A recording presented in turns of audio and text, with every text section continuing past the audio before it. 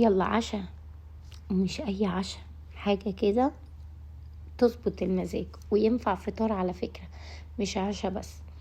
هنجيب الصمون بتاعي او الفينو بتاعي او الخبز بتاعي، اي نوع بتستعمليه، حتى لو كان توست ينفع. يلا بينا نجري نروح نحمصه، وادينا رجعنا بعد التحميص.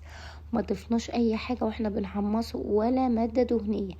بعد كده جبت الحمص بتاعي ودهنت الساندوتش ده والساندوتش ده، وجبنا الافوكادو وقطعناه شرايح وحطيناه، وما نسيتش اعصر الليمون والملح والفلفل وشرايح البيض الخطيرة.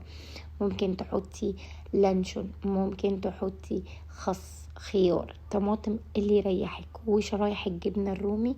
وقفلنا الجزء التاني وقطعنا ونزلنا بالشاي. لا، وانا بصب الشاي نسيت نفسي من جمال الساندوتش، والكب نصه ما علينا، وشربته وكملت يومي. ما تنسوش اللايك والشير، وبألف هنا.